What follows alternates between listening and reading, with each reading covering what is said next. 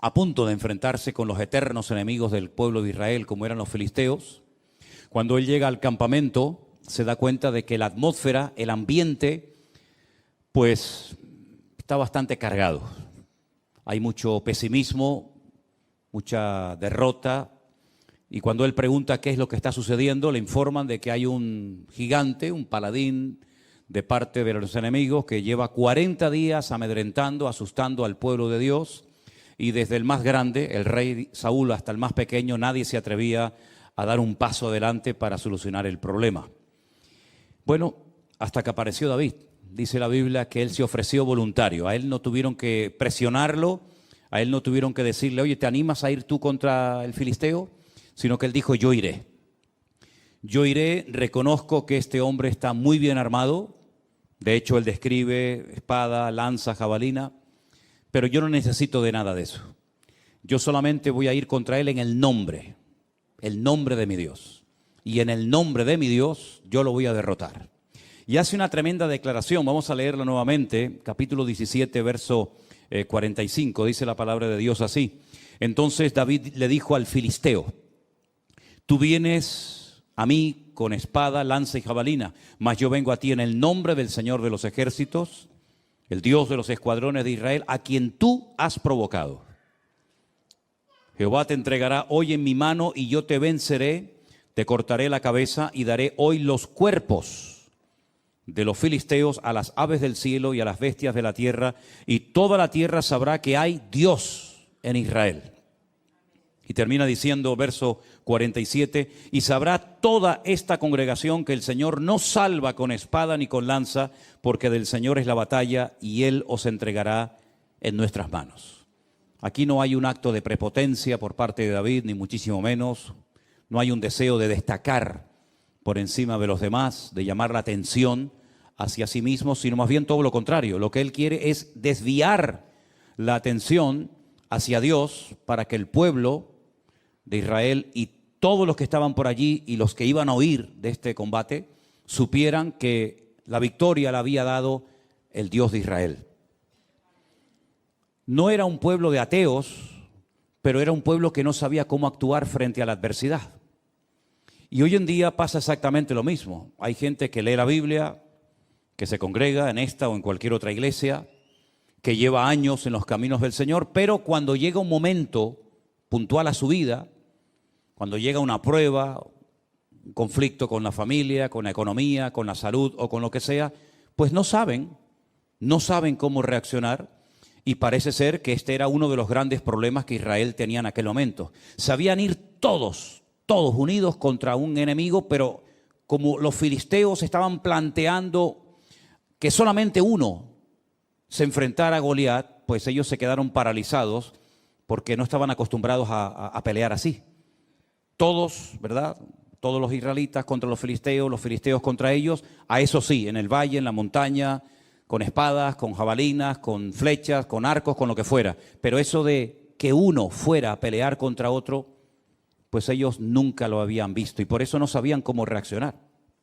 Y es que las pruebas que van a venir a nuestras vidas no siempre van a venir igual, pero las pruebas que han venido a nuestra vida y que con la ayuda del Señor hemos logrado superar, nos tienen que preparar y nos tienen que ayudar a reconocer cómo actuar en las pruebas que van a venir sí o sí a nuestra vida, ¿verdad?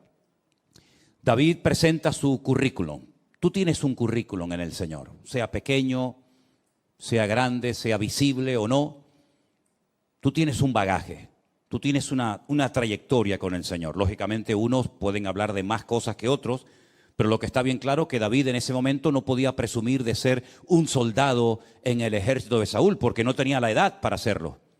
Pero él dijo, bueno, yo no soy un soldado, yo no tengo armadura, yo no formo parte de los escuadrones de Israel, pero yo quiero decirles a todos ustedes, porque veo que no lo saben, que para mí pelear contra el gigante filisteo a mí no me resulta complicado. Porque yo sí sé lo que es pelear uno contra uno. Yo no sé lo que es ir a la guerra con un montón de soldados que me respalden. Pero yo cuando fui a pelear con el león nadie vino a ayudarme. Y lo vencí. Y yo cuando fui a pelear contra aquel oso que quería despedazar el rebaño de las ovejas de mi padre, yo fui solo. Allí no estaba ni mi padre, ni mis hermanos, ni ningún hermano que me ayudara. Hay conflictos espirituales en la vida que tendremos que unir fuerzas todos para ir contra ese enemigo, contra ese ataque. Pero habrán otro tipo de pruebas o de ataques que vendrán a nuestra vida en los que te vas a tener que enfrentar tú solita. Y tú dices, ¿y ahora qué hago? Bueno, gracias a Dios tenemos el manual. Tenemos la Biblia, la palabra de Dios, a través de la cual podemos descubrir cómo tenemos que reaccionar ante esa situación que no afecta a la iglesia. No es algo que nos está afectando a todos. ¿Se acuerdan cuando, por ejemplo, nos confinaron? Tuvimos que darle vueltas a la cabeza y decir, bueno, vamos a hacer esto, vamos a hacer lo otro, cada uno en su casa, creamos aquel grupo de WhatsApp y era algo que nos, digamos, que nos afectaba a todos. Pero luego hay muchas cosas que son tuyas, particulares, que no me afectan a mí, o las mías no te afectan a ti. Pero también tenemos que estar preparados y saber cómo reaccionar en todo momento. Ahora bien, cuando una persona en el mundo espiritual obtiene una victoria, hay muchas cosas que cambian. Cosas que se pueden ver, otras que no se pueden ver, pero no significa de que no hayan cambiado. Por ejemplo, yo he hecho una pequeña lista, seguramente se me quedan muchas cosas fuera, de algunas cosas que cambiaron el día que David derrotó a Goliat. Por ejemplo, cuando él llega al campamento, una pregunta que él hace es, ¿qué le dará el rey como recompensa al hombre que derrote a Goliat? Y entonces fíjate lo que le dicen. Quiero que lean conmigo en el capítulo 17 de Primera de Samuel, el verso 25, dice así. Cada uno de los de Israel decía, ¿nos habéis visto aquel hombre que ha salido? Él se adelanta para provocar a Israel, pero ahora viene una palabra muy interesante. Al que le venciere, va a ser una recompensa solamente para el que logre vencer al enemigo, al gigante Goliat. El rey le enriquecerá con grandes riquezas. Le dará su hija y eximirá de tributos a la casa de su padre en Israel. Fíjate las tres cosas que obtendría como recompensa el hombre que venciera a Goliat. Número uno, sería enriquecido, se convertiría en parte de la familia del rey, porque el rey le daría una de sus hijas, y eximiría de tributos a la casa de su padre en Israel. ¿Merecía la pena o no ir a pelear contra el gigante Goliat? Se habrán presentado 1000 como voluntarios, ¿no? Habrán dicho, pues yo quiero eso. Yo quiero ser rico, quiero ser yerno del rey y quiero que además toda mi familia quede excluida de pagar impuestos. Pues la cruda realidad es que no se presentó nadie. La recompensa era extraordinaria, pero los voluntarios brillaron por su ausencia. Solamente David dijo, bueno, pues yo voy a ir a pelear. Pero él no fue a pelear contra el gigante Goliat por la recompensa. Él iba a ir con recompensa o sin recompensa. Él no estaba allí para hacerse rico aprovechando una oportunidad, ¿verdad? Y para bendecir a su familia, librándola de pagar terribles impuestos que tenían que pagar, ¿verdad?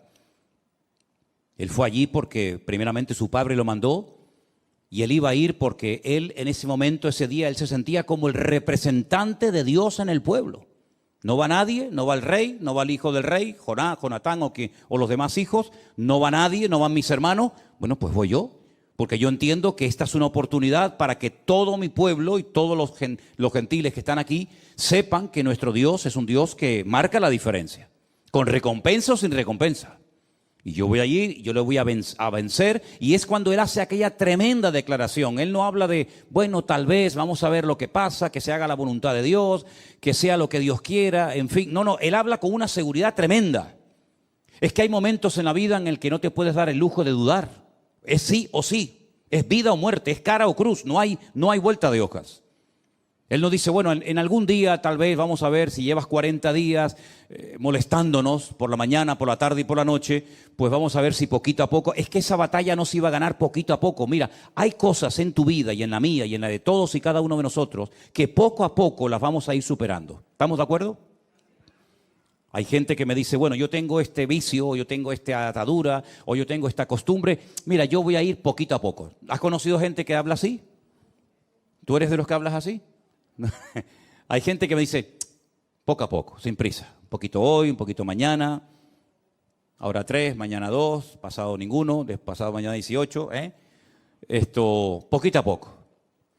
Y bueno, si tú te lo quieres montar así, si en vez de ir envenenándote de golpe te vas envenenando poquito a poco, pues como tú veas, ¿no?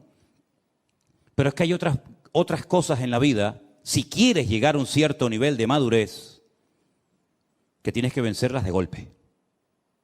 Todo o nada. Y David era un hombre de los que era todo o nada. O yo voy y me mata, o yo voy y lo mato a él. No hay término medio. Porque fíjate que además David hace una cosa muy interesante, y es que él primeramente, antes de matar al filisteo, le lanza aquella piedra y la piedra no lo mató. La piedra lo hirió, dice que se le clavó en la frente y claro, el dolor tuvo que ser tremendo. Una piedra con una honda es como un tiro, pero realmente la piedra no mató a Goliat, lo derrumbó, pero Goliat seguía vivo. Si se lo llegan a llevar los filisteos a su campamento, lo curan y este hombre a los pocos meses o a las pocas semanas está otra vez igual, allí parado, desfallando al pueblo de Israel. Entonces David dice que salió corriendo y con la misma espada con la que quería Goliat matarlo a él, dice que él le cortó la cabeza. Y entonces sí, ya con la cabeza cortada, ya muerto el perro, se acabó la rabia, ¿verdad? Dice que cogió la cabeza y se la enseñó a la gente, dijo, ya está, se acabó. Es decir, que hay cosas que se pueden superar poco a poco, pero hay cosas que tienes que ser radical, tremendamente radical, porque o las vences tú a esas cosas, o ellas te van a terminar destruyendo y matando tu vida espiritual. Entonces David entendió que era un día clave en la historia del pueblo de Israel. Hay días en nuestras vidas que son claves. Hay días que marcan algo en el mundo espiritual, que se queda como una especie de marca indeleble en el mundo espiritual, que marcan una diferencia. Por ejemplo, el día que Abraham estuvo dispuesto a sacrificar a su hijo, eso quedó ahí marcado para el resto de la historia. El día que Jacob peleó con aquel hombre que dice la Biblia, no te dejaré, no te voy a soltar hasta que no me bendigas, ese día fue un día clave en la vida de Jacob. El día que sale de la cárcel José y le logra interpretar los sueños al faraón y le dice, mira, no solamente va a pasar esto, esto y esto y esto en los próximos 14 años, sino que además tienes que hacer esto. Ese día marcó un antes y un después en su vida y en la vida del pueblo de los egipcios.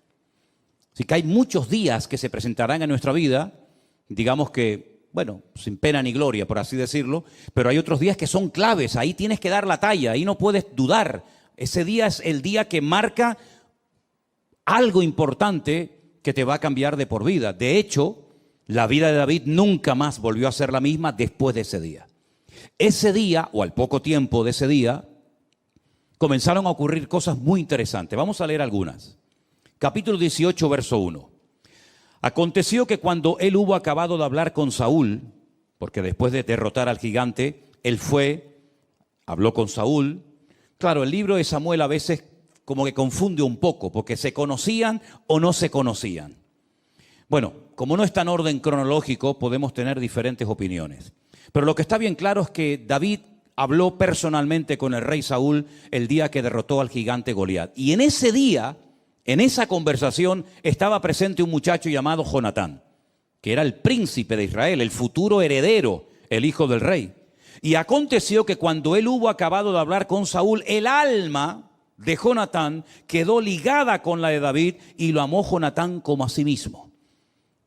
Claro, los mal pensados, los de mente corrupta y los perversos, siempre le quieren dar una interpretación incorrecta al texto.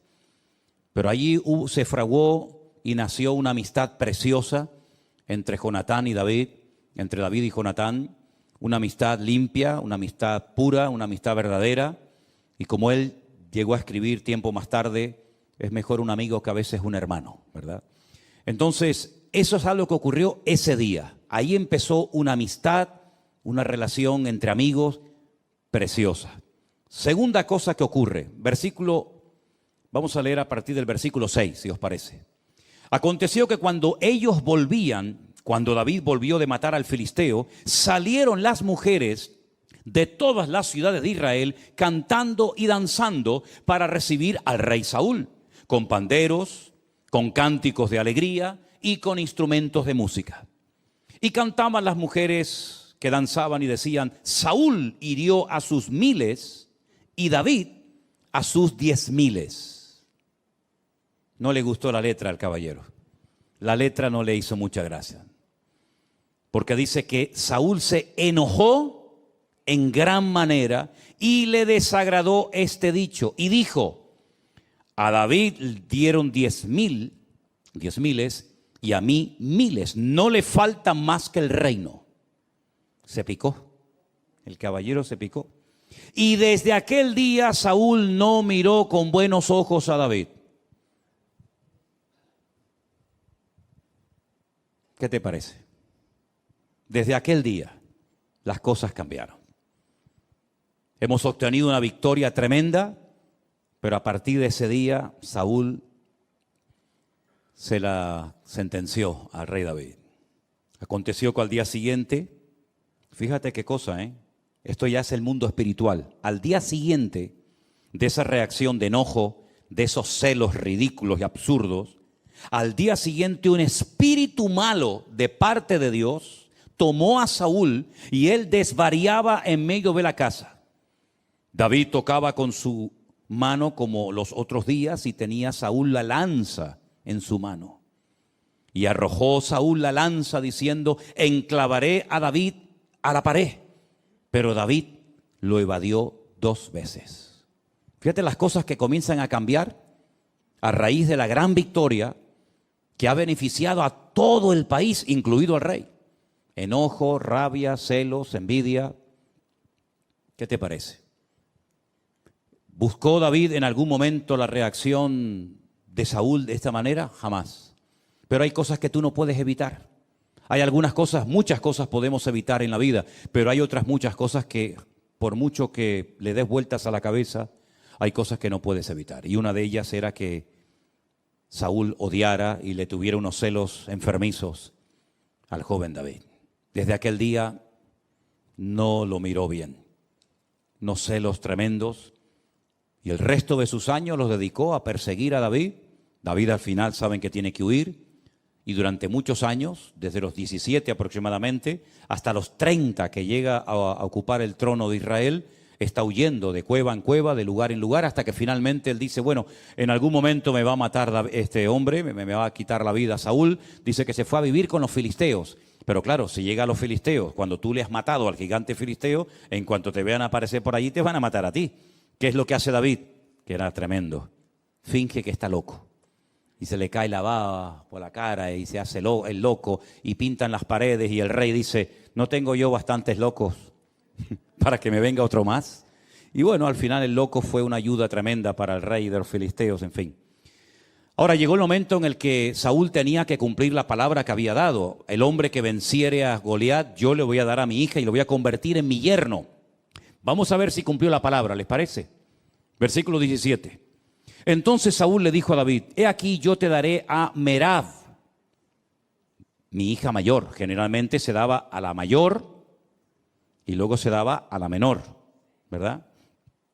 Saben que en las notas musicales hay notas mayores y notas menores, ¿no? Pues le iba a dar la mayor y al final le dio la menor. Con tal de que seas hombre valiente y pelees las batallas del Señor. Mas Saúl decía: no será mi mano contra él, sino que será contra él la mano de los filisteos. Fíjate tú el plan que comienza a fraguar Saúl para quitarse de medio a David. Pero David le respondió a Saúl: ¿quién soy yo o qué es mi vida o la familia de mi padre en Israel para que yo sea yerno del rey? Oye, ese privilegio de ser yerno del rey no lo tiene todo el mundo, ¿verdad? ¿O eres de sangre azul? Ninguno aquí es de sangre azul, ¿no? ¿O no tienes ninguna posibilidad de llegar a ser familia del rey? Llegado el tiempo en el que Merab, la hija de Saúl, se había de dar a David, fue dada por mujer a Adriel. Ah, mira dónde sale este. Mira dónde sale Adriel. El meolatita. Estudien la historia de este Adriel, por cierto, muy interesante. No tengo tiempo ahora para entrar en eso, pero fíjense por dónde. Pero Mical, la otra hija de Saúl, amaba a David. Y fue dicho a Saúl y le pareció bien a sus ojos. Y Saúl dijo, yo se la daré para que le sea por lazo y para que la mano de los filisteos sea contra él. ¿Me dejan que les diga una cosa? No se sorprendan. Creo que nunca he dicho esto, pero hoy se lo comentaba a Elena y digo, oye, vamos a dejarnos de tener pena y compasión de Saúl. Saúl era malo, Saúl era malo, Yo durante años me daba pena, ¿no? Me daba esa cosita, por esa tristeza por Saúl. Decía, pobre hombre, fíjate tú y tal. Pero es que Saúl era malo. Saúl era malo. ¿Y una persona mala en qué piensa? En cosas malas. Dice la Biblia en Romanos 8, los que son de la carne, ¿en qué piensan? En las cosas de la carne. ¿Y los que son del Espíritu, en qué piensan? En las cosas del Espíritu. ¿La cabra dónde tira? Al monte. Así de claro. Saúl era malo, pero sabía fingir y sabía aparentar. Yo te voy a dar a mi hija. Ese privilegio no lo tiene nadie en Israel. Se ve que las dos hijas, la mayor Merab y la menor Mical, en ese momento eran solteras. Y claro, oye, es un detallazo por parte del rey permitirle casarse con una de sus hijas. Entonces él va a quedar bien ante la gente, pero es que en el fondo esa no es la intención de Saúl. La intención es que los mismos filisteos acaben con la vida de David. Y mira lo que él intenta hacer. Saúl le dijo, yo se la daré para que sea lazo, para que la mano de los filisteos sea contra él. Dijo pues Saúl a David por segunda vez, tú serás mi yerno hoy. Mandó Saúl a sus siervos, hablad en secreto a David, diciéndole, he aquí el rey te ama y todos tus siervos te quieren bien. Sé pues yerno del rey. ¿Verdad? Siempre el rey rodeándose de pelotas, siempre rodeándose de gente que le reía las gracias al rey, como hay muchos hoy en día que se juntan con gente que a todo le dicen que sí, ¿verdad?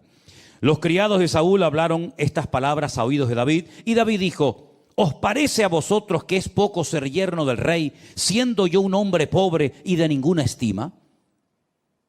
Des en cuenta, por ejemplo, que David no era una persona pudiente económicamente hablando. David era un simple pastor de ovejas, que encima no eran ni de él, eran de su padre. Era el menor de la familia, no tenía ninguna posibilidad de una buena herencia el día de mañana. Incluso hay comentaristas por ahí que opinan que David fue, concebido fuera del verdadero matrimonio, ¿no? Bueno, sea como sea, el tema es que David jamás se le hubiera pasado por la imaginación llegar a estar emparentado con el rey de Israel, el hombre más importante del país. Y él lo tiene claro, él dice, yo no tengo ninguna posibilidad de llegar a ser el yerno del rey. Pero fíjate qué interesante. Los criados de Saúl le dijeron esta respuesta, le dieron estas palabras, y Saúl dijo, decidle así a David, el rey no desea la dote era algo muy importante, ¿sabes? Mi hija, para que sea tu hija, me tienes que dar 20 camellos, 30 ovejas, etcétera, etcétera. A mí Matías no me dio nada, por cierto, pero bueno, aún estamos a tiempo. Bueno, me dio un nieto. Ya con eso le perdono. El rey no desea dote, sino, escucha bien, espero que lo entiendas, 100 prepucios de filisteos, que es lo que se le quita al hombre cuando se le circuncida. Quiero 100 de filisteos, para que sea tomada venganza de los enemigos del rey. Pero es que esa no es la verdad. Detrás de esta petición de 100 prepucios, fíjate tú qué cosa pide este hombre. Saúl lo que quería hacer es que David cayera en manos de los filisteos, porque sobra el decir, no me hagan que dé demasiadas explicaciones, pero sobra el decir que para llevarle en una bolsa 100 prepucios de filisteos al rey Saúl, primeramente habrá que matarlos. Y después una vez matarlos o dejarlos medio heridos, ¿no? Me tengo que enfrentar a 100 para poder llevárselos al rey Saúl. Porque en el fondo, alguno de ellos lo va a terminar matando. Esto no es como las películas americanas que saben que sale el héroe corriendo por un campo abierto, le disparan 5.000, ni uno le da. Pero él dispara y con una bala mata a 10 de golpe, ¿no? Alguno de los 100 lo va a mutilar o lo va a matar. Y eso es lo que en el fondo Saúl quería. Pero miren cómo era David. Cuando sus siervos declararon a David estas palabras, le pareció bien la cosa. Es que le pareció bien la cosa, increíble. A mí me dicen eso y dice, vete tú a cortarlo, vete tú a cogerlo. Le pareció bien, dice, a los ojos de David, para ser yerno del rey. Y antes que el plazo se cumpliese, David se levantó, se fue con su gente y mató a 200. ¿Cuánto pedía el rey Saúl? 100. Este mata a 200. Los mató, Mató a 200 filisteos y trajo los prepucios de ellos y los entregó todos al rey, a fin de hacerse yerno del rey. Y Saúl le dio a su hija Mical por mujer. Si yo te doy más de lo que tú me pides, 100, toma 200, y ahora me tienes que dar a tu hija mayor. No, le da la menor, le da a Mical. Pero Saúl, viendo y considerando que el Señor estaba con David y que su hija Mical lo amaba, tuvo más temor de David y fue Saúl enemigo de David. ¿Cuánto tiempo? Todos los días. Todos los días de la vida que duró, odiaba y no podía ver en pintura a David. ¿Qué te parece? El ungido, este era el ungido. Imagínate los que no eran ungidos, ¿no? Este era el ungido de Jehová. Este era el que tenía que ser un ejemplo a la grey. Este era el que tenía que ser agradecido porque por fin había aparecido un desconocido y había arreglado el problema nacional de deshacerse del cuerpo, de la vida del gigante Goliat. Y mira cómo le paga. Tratando de matarlo, tratando de desacreditarlo, persiguiéndolo de noche y de día por todas partes, con unos celos que en vez de cortarlos, los fue alimentando día a día. Y al final, si ustedes leen la historia de Saúl, que la encontramos en la Biblia, la vida de Saúl fue un auténtico desastre. Mató a sacerdotes, le echó la culpa al pueblo de muchos actos de desobediencia que hizo a lo largo de su vida. Se fue a consultar con una adivina en un pueblo llamado Endor, en el norte de Israel. Al final termina suicidándose, tirándose sobre una espada y quitándose la vida. Dejó al país en la ruina. Económicamente el país lo dejó en la bancarrota más absoluta. Los filisteos incluso se atrevieron a robar y llevarse a su terreno el arca de la alianza, que ya saben lo que era el arca de la alianza, ¿verdad? En aquellos tiempos. Es un auténtico desastre. Y no me digan a mí que Saúl no tuvo ayuda y buenos consejeros, como por ejemplo el profeta Samuel, que le decía lo que tenía que hacer, lo que no tenía que hacer. Espérate, no hagas esto, no te precipites, no corras, espera.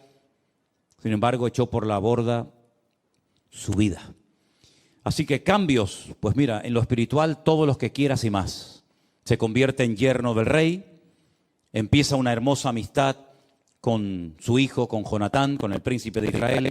Se desatan los celos de Saúl con la intención de matarlo. Se convierte en un rey falso que aparentemente te quiere bendecir, que aparentemente te quiere ayudar, pero en el fondo lo que quiere es quitarte de en medio, ¿verdad? No, yo quiero que seas mi yerno. Tráeme 100 prepucios con la intención de que lo maten, ¿verdad? Se convierte en un rey mentiroso, en un rey manipulador, en una persona muy peligrosa, porque dice la Biblia que en varias ocasiones David estaba tocando el arpa para él, para calmarlo, y dice la Biblia que cogía la lanza y se la lanzaba para clavarlo en la pared como si fuera una cucaracha, ¿verdad? Un hombre tremendamente agresivo, peligroso, amargado, frustrado, que llevó al país a la ruina. Y David en medio. David nunca se levantó contra él dando una especie de golpe de estado, sino que él esperó, dejaba todo en las manos del Señor. En aquella época compuso salmos extraordinarios. Puedes leer las sensaciones, las tristezas de David, las luchas tremendas, la soledad, las horas, días, semanas, solo, ¿verdad? Por esos montes huyendo de Saúl, siempre pendiente de que me atacaran por la noche, por el día, por la montaña, por arriba, por abajo, ¿verdad? Pero el Señor lo cuidó y el Señor lo protegió.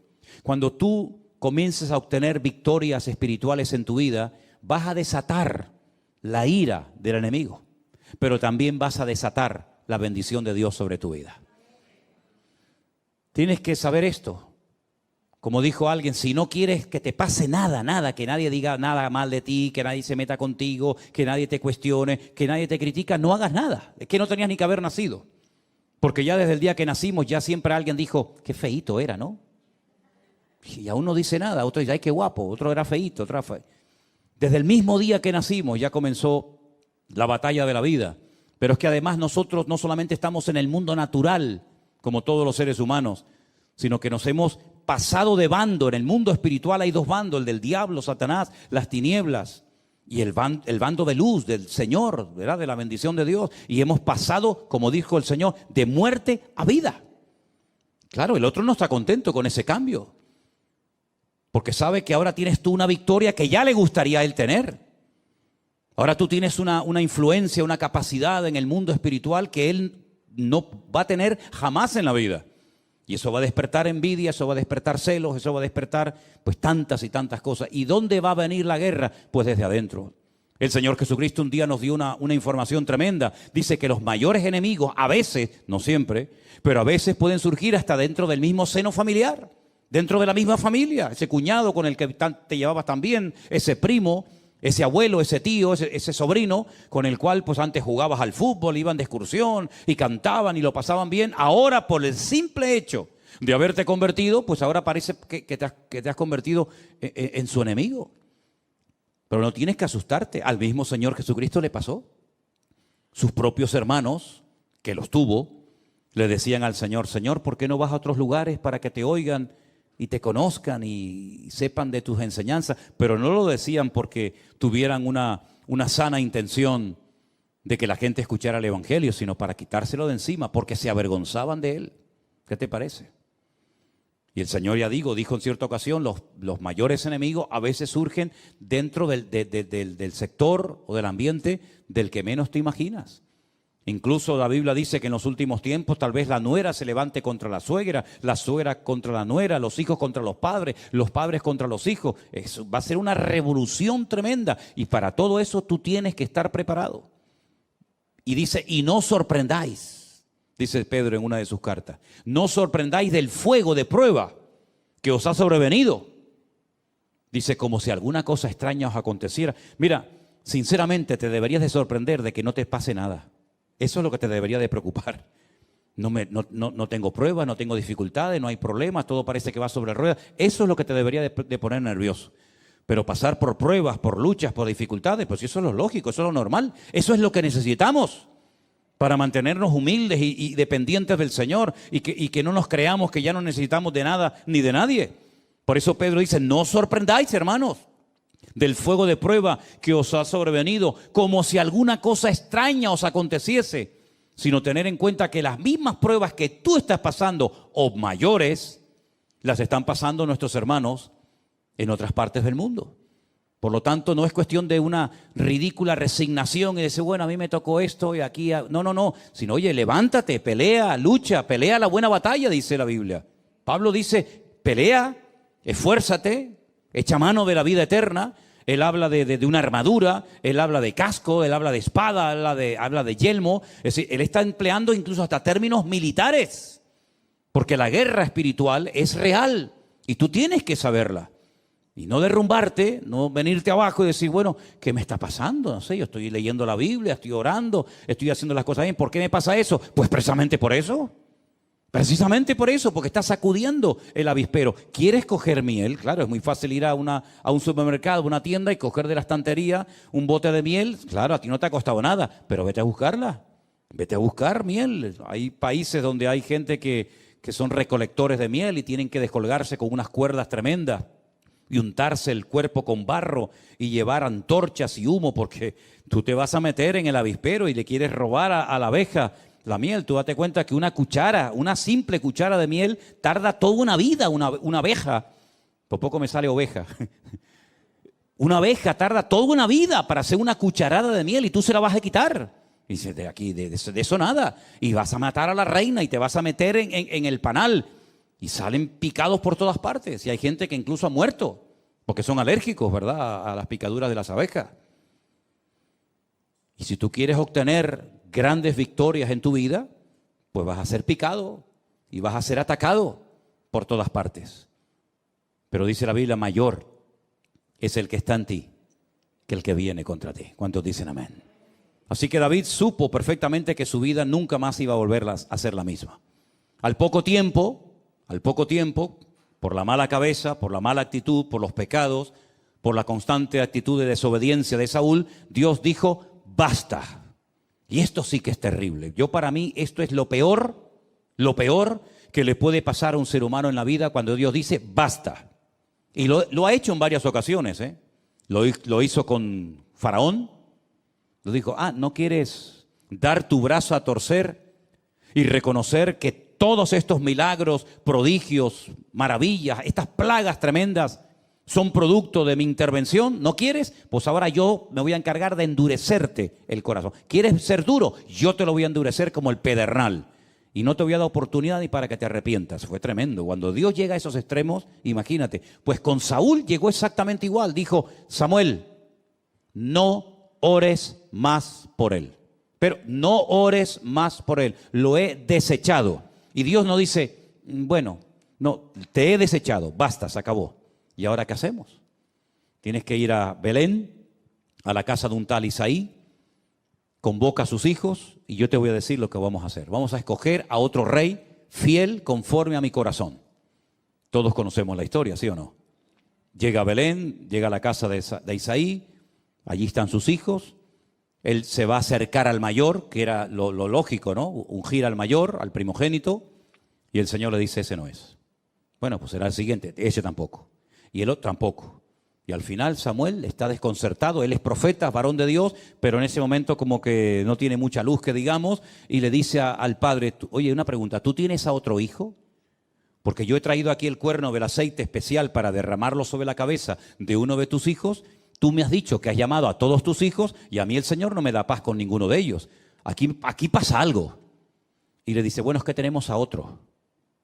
¿Cómo que tienes a otro? ¿Y por qué no lo has llamado? ¿Qué cosa, no? Ni su propio padre lo llamó. Cuando le dijo Samuel, llama a todos tus hijos. Y a David no lo llamó. ¿Qué te parece?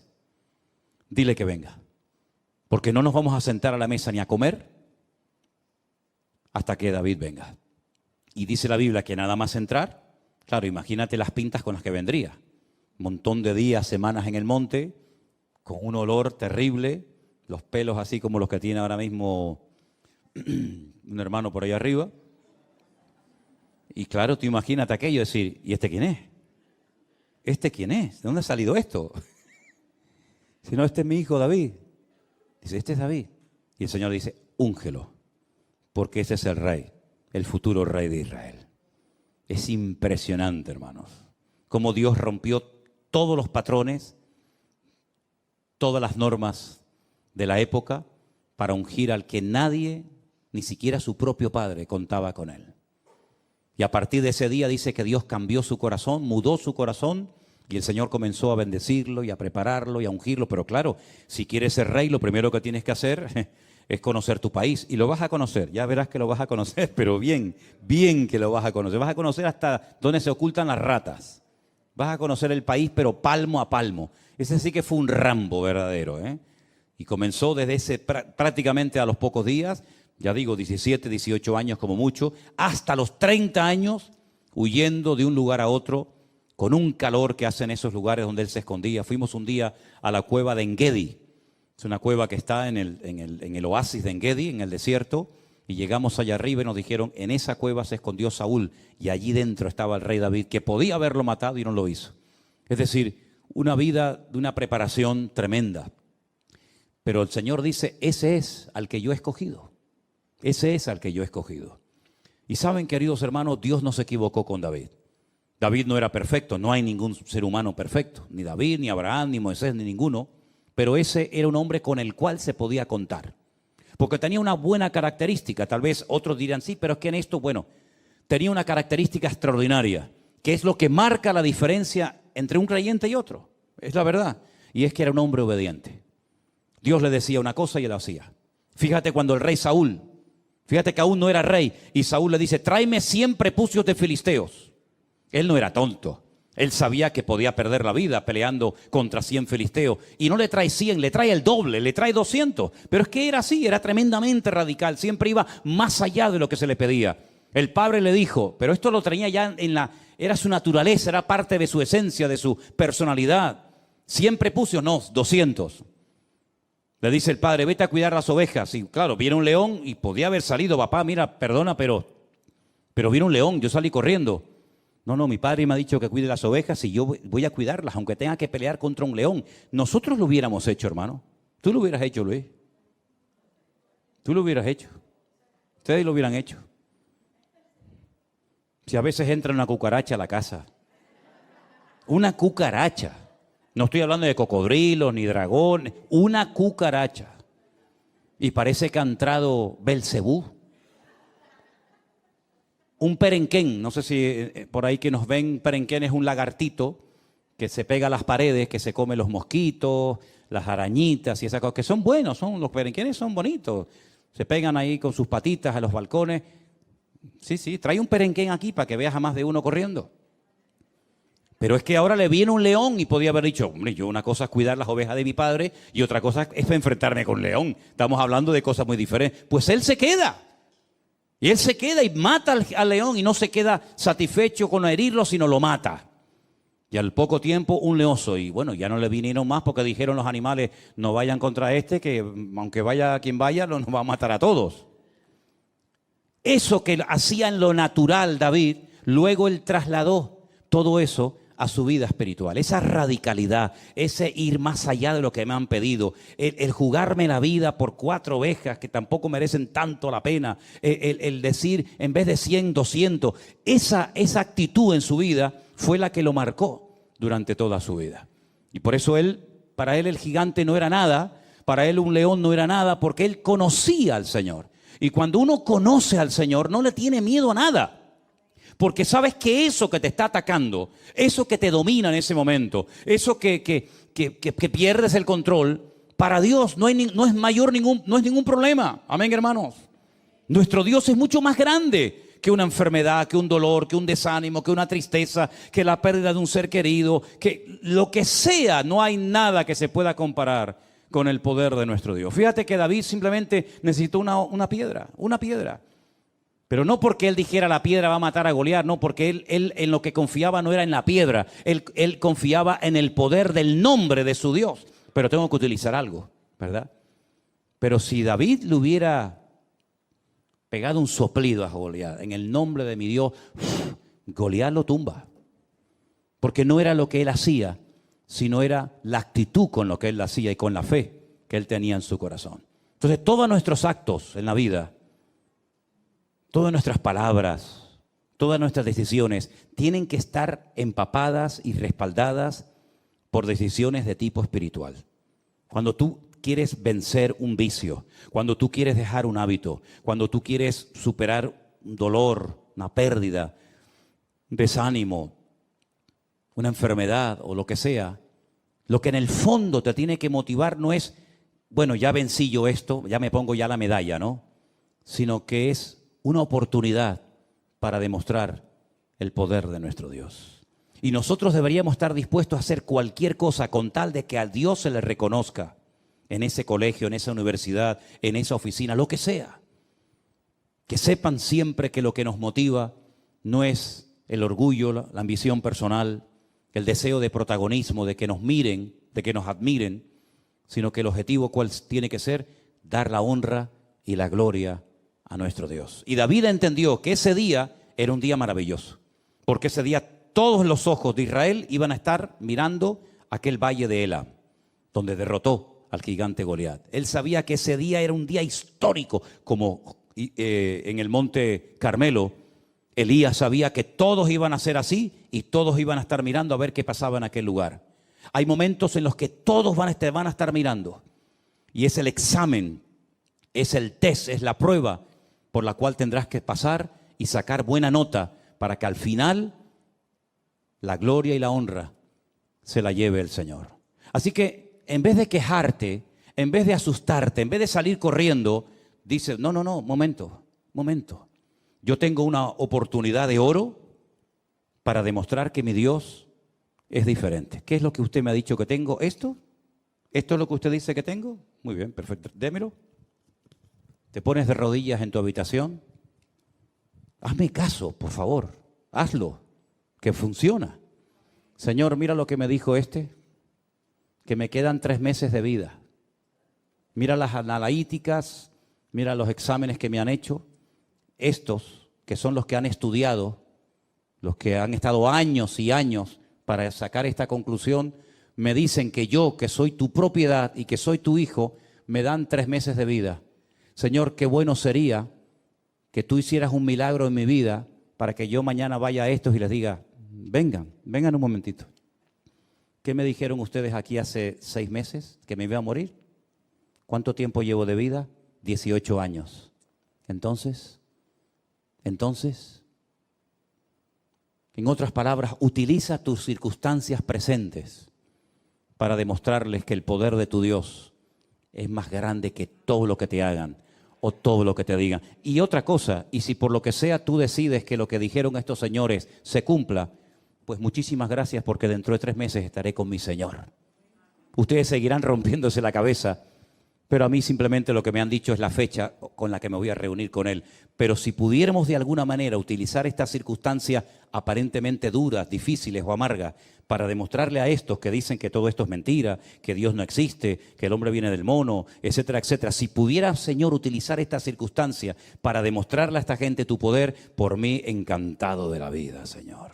Como yo le dije aquí en este cuarto, en esta habitación que está aquí atrás, el día 14 de marzo del 2020, cuando salió en la televisión el presidente de este país y dijo, se decreta el estado de alarma o de emergencia, como sea, nadie puede salir. Yo me puse ahí de rodillas y mi Dios lo sabe y le dije, Señor, ahora tienes una oportunidad impresionante, maravillosa, para demostrar que esta obra es tuya, Señor. Aquí no va a venir gente, yo no sé durante cuánto tiempo, un domingo, 2, 3, 4, 5, nadie lo sabía. Yo pensaba, bueno, 2, 3 domingos, nada. Cerramos el rastro, aquí no podía venir nadie y el Señor comenzó a sorprendernos con auténticos milagros hasta el día de hoy. Hasta el día de hoy. Algunos me decían, bueno, cuando termine la pandemia ya verás que todo. Digo, que no. Porque Dios dijo ahora. Y hasta que venga el Señor, la bendición no va a menguar. El aceite no va a menguar. Juntamos latas vacías, que somos nosotros, y le dijimos, Señor, ahora, cuando no hay recursos, llénalas de aceite, y el aceite no ha menguado hasta el día de hoy, porque ese es nuestro Dios. Cuando otras iglesias de miles y miles de miembros, y sé lo que digo,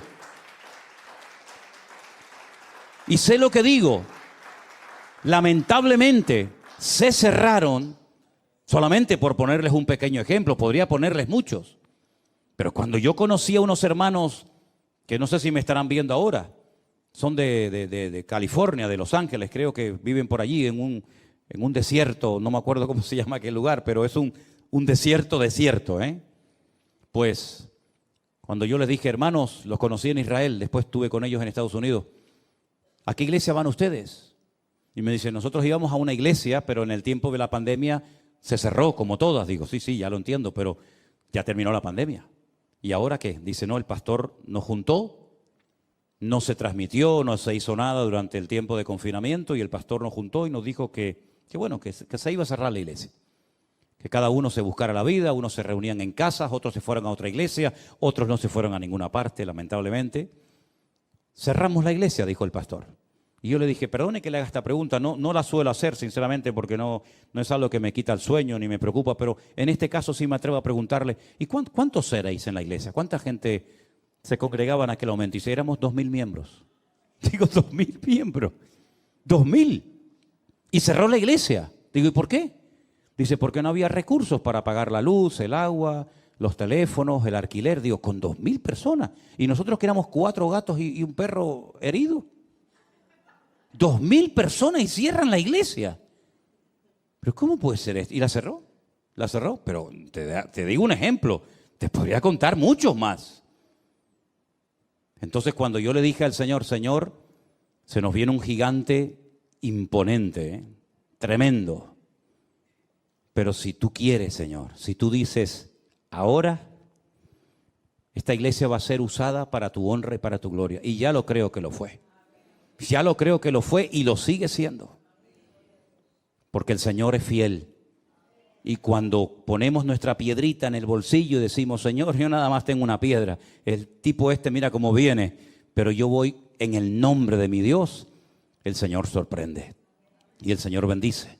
Y el Señor demuestra que la iglesia no es tuya ni mía. La iglesia es de Él. Y dice la Biblia que Él la sustenta y Él la cuida. Por eso yo creo, y termino, y cuando digo termino, que Dios está buscando gente valiente. Así de claro. Dios está buscando gente valiente que se la juegue por Él en lo económico, que se la juegue por Él en lo que haga falta. Y yo creo que Dios está buscando de todo corazón, y lo digo de verdad, gente valiente en estos tiempos. Gente que no le tenga miedo a las circunstancias. Gente que no le tenga miedo a lo que está pasando allá afuera. Gente que le crea a Dios y que diga, Señor, yo te creo a ti. Y si tengo que comer una cebolla sola, un pan todas las noches debajo de un puente, yo lo voy a hacer, pero yo voy a seguir sirviéndote. Yo creo que Dios, a ese tipo de gente, Dios la honra y Dios la bendice y Dios la prospera. Y yo espero que entre nosotros, todos nosotros podamos decir, nosotros somos los valientes del pastor Manolo Sierra. Porque no se olviden ustedes que David sí era muy ungido, muy poderoso, pero hay una lista que dice los valientes de David. A mí me gustaría tener una lista de los valientes. Y espero que todos ustedes formen parte de esa lista. Amén, hermanos.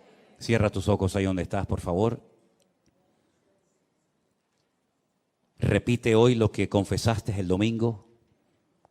Señor, yo confieso en fe que mi enemigo, mi gigante, ha sido derrotado y vencido en el nombre de Jesús. Llámese como se llame. Este se llamaba Goliat.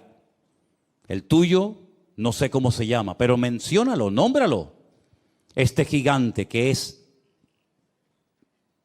etcétera, lo que sea, en el nombre de Jesús hoy caes y nunca más volverás a levantarte y amargarme la vida. Porque hoy te derroto en el nombre de mi Dios.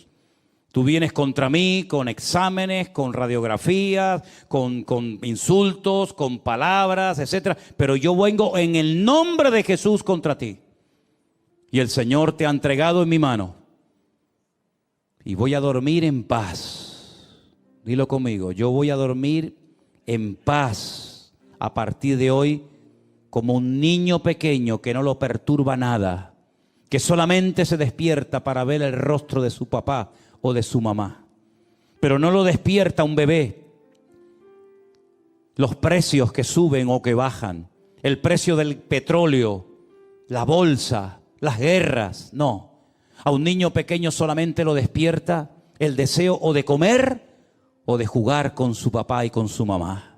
Y cuando ve el rostro de su padre y su madre, su rostro se ilumina.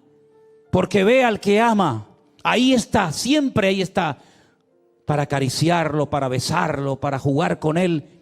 Esa es la ilusión con la que tenemos que vivir nuestra comunión con el Señor cada día. Señor, a mí no me va a perturbar ni a quitarme la paz, nada ni nadie, sino que yo me voy a despertar y lo único que quiero es decirte, te alabo, tú eres santo, Señor, santo, santo Dios Todopoderoso, aleluya.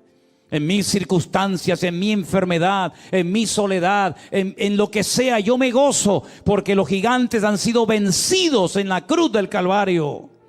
Todos fueron vencidos en el nombre, sobre todo nombre de Jesús. Así que una vez más, confiesa tu victoria. Confiesa la victoria que el Señor te ha dado. Yo soy más que vencedor, aleluya. Tal vez no te sientes como tal, pero no importa lo que te sienta. Di lo que el Señor dice que tengas que decir. Diga al débil, fuerte soy.